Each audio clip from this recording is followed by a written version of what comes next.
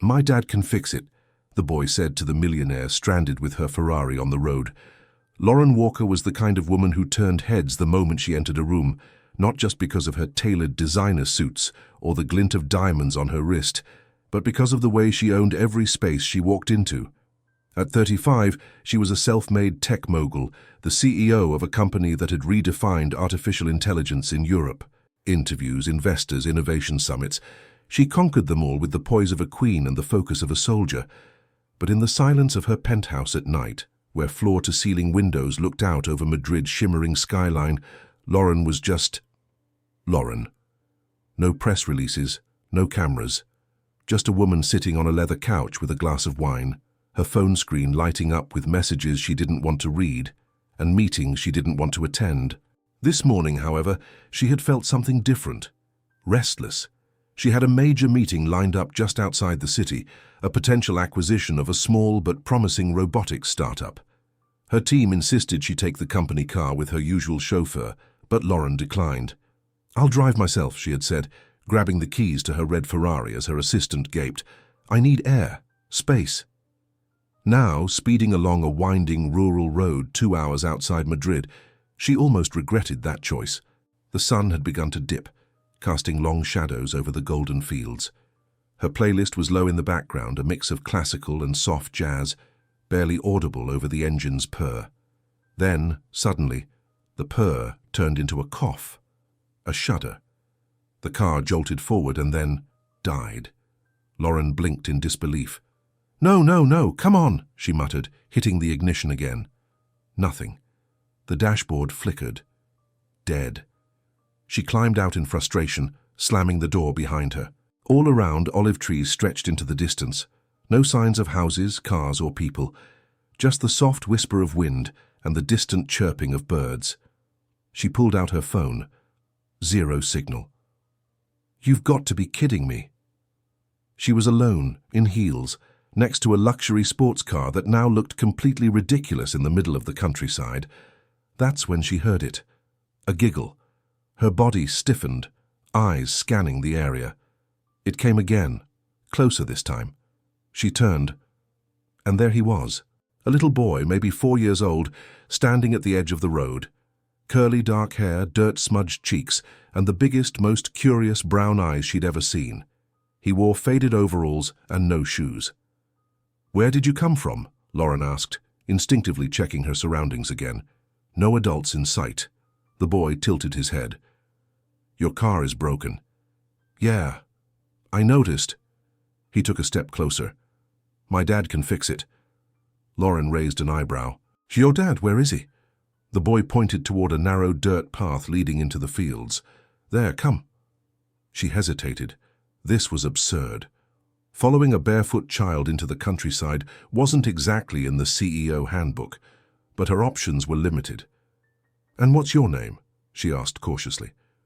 "Noah," he said simply, then turned and started walking without waiting.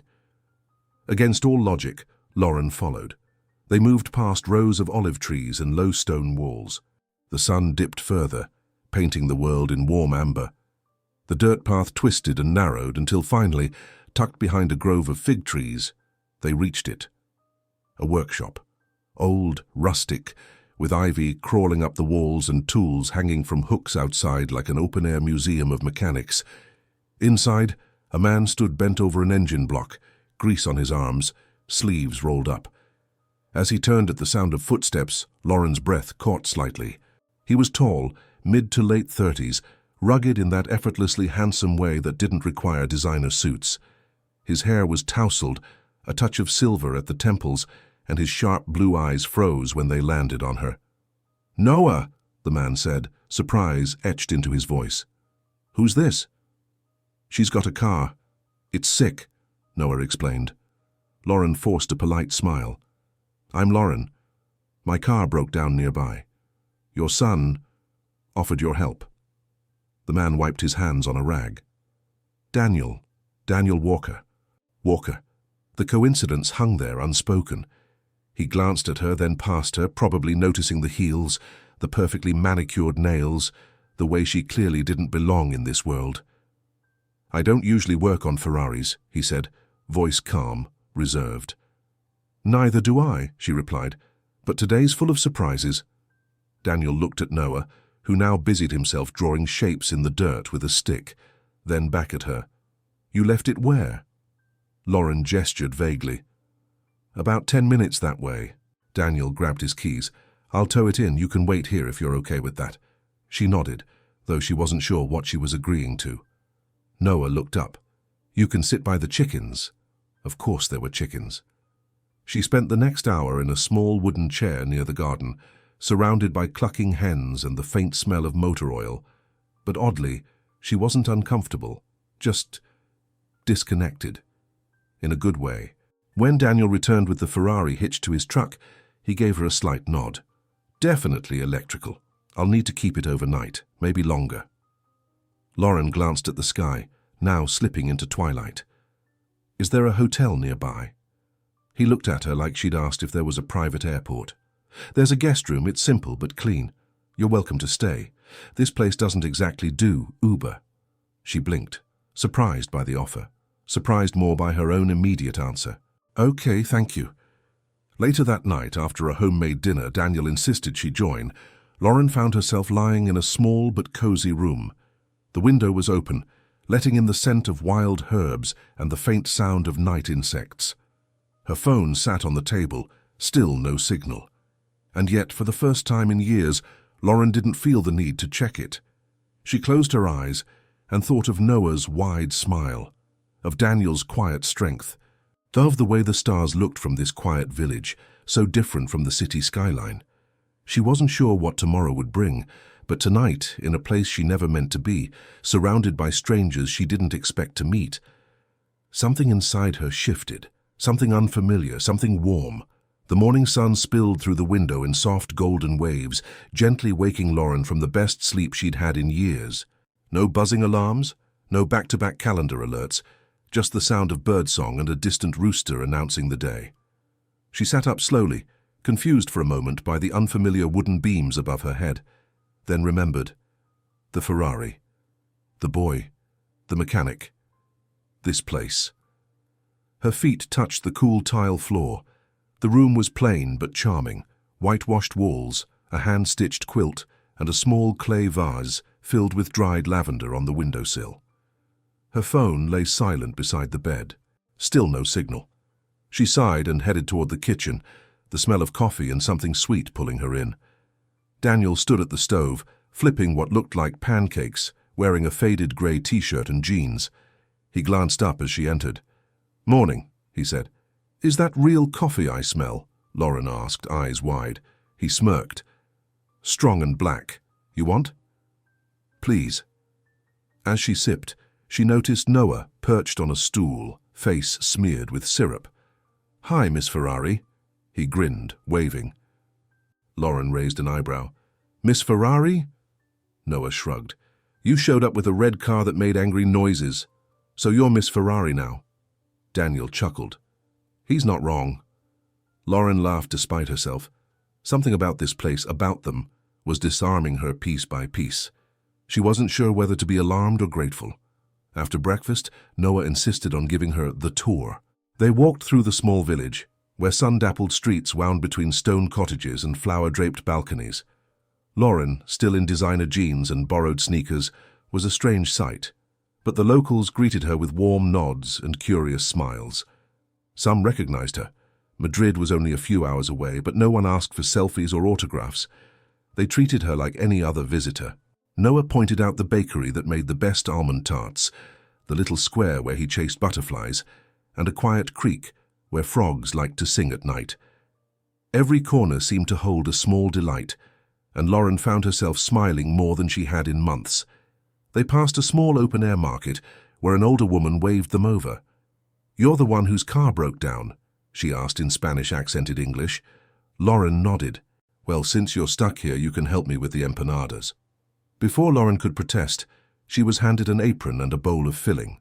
Her hands, once accustomed only to keyboards and glassware, clumsily folded pastry dough. But with each mistake, the laughter grew. Flour dusted her hair. She didn't care. Later, back at the workshop, she watched Daniel work. He was focused, efficient, clearly more than just a mechanic. There was a precision to the way he handled tools, like an artist with a brush. She remembered what he'd said yesterday. "I don't usually work on Ferraris." "Can I ask you something?" she said. He didn't look up. "You can try." "Why are you out here? You're clearly smart. You could be running your own firm in Madrid." He paused, set his wrench down. "I was," he said quietly. "I was an engineer, robotics. I had a house in the city, clients all over Europe. Then my wife got sick. Cancer. It happened fast." Lauren's heart stilled. "We tried everything," he continued. "When she passed, Noah was 2, and I was done. I didn't want to build machines anymore. I wanted to raise my son somewhere he could be a kid, somewhere quiet." She didn't speak. The weight of his words settled over them like dust. Daniel glanced at her. "So, what about you? Why does someone like you end up broken down on a country road?" She smiled faintly. "Bad luck, or maybe good timing." He gave a soft, amused hum but said nothing more. That evening Lauren joined them for dinner again, this time helping to prepare it. She chopped vegetables, barefoot on the cool tile floor, laughing when Noah sang a song about frogs and princesses. It was ridiculous, it was real, and it cracked something open inside her. Later she stood outside, looking up at a sky scattered with stars. No light pollution here. The air was cool, carrying the faint scent of pine and distant smoke. She hugged her arms around herself, letting the stillness soak in. Then a tiny voice beside her said, "You don't have to leave, you know." She turned to find Noah looking up at her, wide-eyed. "Your car's still sick, right?" he asked innocently. "So maybe you can stay another night. Or 2. She smiled, crouching down. "You like having me here?" He nodded. "You're fun. And Daddy smiles more when you're around." Her breath caught. Just a little. Back inside, her phone finally buzzed to life. A bar of signal, then 2, then a flood of missed calls, emails, texts. Her assistant's name flashed. "Emily, 18 missed calls." Lauren sighed and answered. "Lauren, thank God. The investors are furious. Your pitch got moved up and you're missing the Zurich call. When can you get back?" She paused. "My car isn't ready yet," she said slowly. "I'll let you know when I'm back online." Emily stammered. "But Lauren—" "I'll handle it. Trust me." She hung up, heart pounding, not from panic but from something else entirely. Choice. She had a choice. She looked over to where Noah had fallen asleep on the couch, one arm thrown over his face. Daniel sat nearby, reading a worn paperback. He looked up at her, eyes questioning. She met his gaze and smiled softly. "I think I'll stay another day." The days had a rhythm now. Mornings began with coffee, laughter, and the smell of fresh bread drifting through the windows.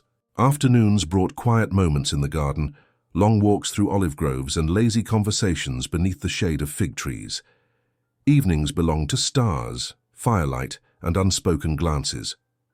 Lauren had never imagined she'd feel at home in a place where the internet barely worked, where goats occasionally wandered into the road, and where people had no idea or care about stock prices or tech forecasts. Yet here she was, lingering longer than she'd planned, pulled by something stronger than deadlines. One morning she found herself in the workshop beside Raphael, sleeves rolled up, trying to help him replace a part on an old motorcycle he was restoring for a neighbor. Her nails were ruined, her back ached, and she was smiling without even realizing it. "You're not half bad at this," Raphael said, tossing her a rag. "Don't sound so surprised. I've built empires with less." He chuckled. "I bet. But have you ever built a carburetor? Is that a dare?" He gave her that look again, the one that lingered just a second too long. That evening, the village held a festival in the central square, a small celebration of the harvest, with string lights, live music, and tables full of homemade food. Lauren had intended to observe from the sidelines. Instead, she ended up dancing barefoot with Raphael, a glass of wine in her hand, and the sound of laughter echoing around her. The two of them moved together with an ease that surprised them both. They weren't polished or practiced, but something unspoken flowed between them, something that had nothing to do with business or survival. Later that night, under the stars, they sat on the porch steps with a blanket wrapped around their shoulders. Noah was asleep inside. Crickets hummed in the dark. "Do you miss it?" Lauren asked softly. "Miss what?" "Your old life. Madrid. Engineering. Being in the middle of it all." Raphael stared ahead at the horizon. "Sometimes. But it wasn't really a life. Not one I wanted after Sophia died." He paused, voice low. "When you watch someone you love disappear in pieces, you start questioning everything. I kept trying to fix things, machines, treatments, routines, but not everything can be fixed." Lauren didn't respond right away. She knew something about that kind of silence, about trying to fill it with noise and success. "I was scared of being poor again," she admitted finally. "That's how it started. I grew up in a tiny apartment with a mom who worked 3 jobs. I told myself I'd never be that vulnerable again, so I climbed, and I built, and I conquered." She looked at him, eyes glistening. "And now I have everything I wanted. But I go to bed alone. I fly first class to rooms that echo. I smile for cameras and hate the person in the mirror." The vulnerability between them hung there, fragile and electric. "I never talk like this," she whispered. "I know," Raphael said. "That's why it matters." Just then the door creaked open. A small, sleepy voice called out, "Daddy!" They turned to see Noah rubbing his eyes, dragging a stuffed bunny by one ear. "Hey, bud, you okay?" Raphael asked. Noah walked straight to Lauren and curled up beside her without hesitation. "Can I ask you something?" he mumbled. "Of course," she said, brushing his curls back gently. He looked up at her, eyes wide and innocent. "Will you be my new mommy?" Time stopped. Lauren's breath caught. Raphael sat upright, stunned. The question hovered in the cool night air like a match just struck, warm, dangerous, and impossible to ignore. "Noah," Raphael began, but Lauren put a hand on his arm. She looked down at the little boy resting against her side, his heartbeat echoing through her own. Tears welled in her eyes. "I don't know, sweetheart," she whispered. "But I'm here right now, and I'm not going anywhere tonight." Noah nodded sleepily and drifted off against her shoulder. Raphael met her gaze. Something deeper than gratitude passed between them. Something breaking open. Later, after putting Noah back to bed, Lauren stepped out onto the porch once more. Raphael followed. They stood there in silence, moonlight brushing across their faces, and then, as naturally as the tide meeting the shore, Raphael leaned in and kissed her. It wasn't rushed or desperate. It was slow, deliberate, full of everything they hadn't said. When they pulled apart, their foreheads touched. "I've been afraid to feel anything for a long time," he said. "So have I." She rested her hand on his chest. "But this feels real." And it did. More real than boardrooms and bank accounts ever had. The next morning the spell was broken, not by doubt, but by duty. Her phone lit up with an emergency alert. Her assistant's voice on the other end was frantic. "There's a data breach. Major clients are threatening to pull. The media's caught wind. We need you now." Lauren stood in the garden, phone pressed to her ear, her heart caught between 2 worlds. She found Raphael in the workshop. "There's a crisis," she said. "I have to go back, just for a few days." His expression didn't change, but his eyes did. A flicker of something. Fear, maybe. Or disappointment. "You'll come back?" he asked. She didn't hesitate. "Yes." And she meant it. The Madrid skyline sparkled beneath Lauren's feet, but this time it didn't impress her. She stood in her penthouse apartment, surrounded by glass, marble, and silence. The crisis at her company had been real, and she'd handled it like the powerhouse everyone expected her to be. Contracts were saved, systems were secured, PR disasters were diffused, and yet every late-night meeting, every great work boss felt hollow. She looked around the space she once fought for. The view was priceless, the decor flawless, But the air felt heavy now, lifeless. Lauren walked to the window and placed her palm on the cool glass. In the reflection, she didn't see a powerful CEO. She saw a woman out of place. Her decision came quietly, without fanfare. A conversation with no one but herself. She listed the apartment with her real estate broker the next morning. She informed the board she'd be working remotely for the foreseeable future, still in charge, still capable, but no longer tethered to the city. She delegated, restructured, and set up a new headquarters with a mountain view and the scent of rosemary in the air. And then she packed. Not everything, just the things that mattered now. A few books, her mother's old recipe cards, the photo of her and Raphael that Noah had secretly taken with her phone during the village festival. She arrived back in the village without announcing it. The sun was beginning to set as she drove down the familiar dirt road, the Ferrari now fully functional but moving slower, humbler, as if it too had changed. When she reached the workshop, Noah was the first to see her. He ran toward her full speed, arms wide. "Miss Ferrari!" She knelt to catch him in a hug that nearly knocked her over. "Are you staying this time?" he asked, eyes searching hers. She smiled. "Forever, if you'll have me." Raphael stepped out of the workshop, wiping his hands on a cloth. For a moment he just looked at her, like he wasn't sure if she was real. "I told you I'd come back," she said. He walked toward her slowly until he was close enough to touch. But this time, not just for a visit. Lauren took his hand, placed it over her heart. "I'm here, Raphael. I'm yours, if you'll have me." No words were needed after that. They kissed, this time not as two people exploring a feeling, but as two souls claiming what they'd found. 1 year later, the chapel was small.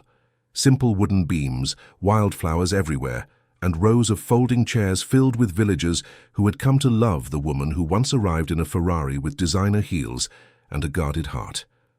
Lauren stood in a white dress, barefoot on the stone floor. Noah, now 5 and far more mischievous, fidgeted proudly in a tiny suit. Raphael held her hand tightly, tears shining in his eyes. When the ceremony ended, as cheers and laughter echoed, Noah tugged on Lauren's dress. "Can I say it now?" She bent down, curious. "Say what?" He cupped his hands around her ear and whispered, "Mommy." Her breath caught as emotion surged. She pulled him into her arms, holding him close. "I love you, Noah," she whispered. So much." The sun set behind the hills, casting golden light over the olive trees. Lauren sat on the porch, Charlotte asleep in her arms, her and Raphael's daughter born just a few months ago. Raphael joined her, wrapping an arm around her shoulders. They watched Noah chase fireflies in the fading light, his laughter carried by the wind. "This place," Lauren said softly, "it fixed something in me." Raphael smiled. "Sometimes things have to break before they can be whole." She nodded, resting her head against him. "I thought I was just getting a car repaired," she murmured. "But I found my heart." And as the stars began to bloom in the sky, Lauren knew she had found everything she never knew she needed, not in a boardroom, not in a luxury tower, but right here, where the most broken pieces had never been metal, but people. And now they were whole again, together.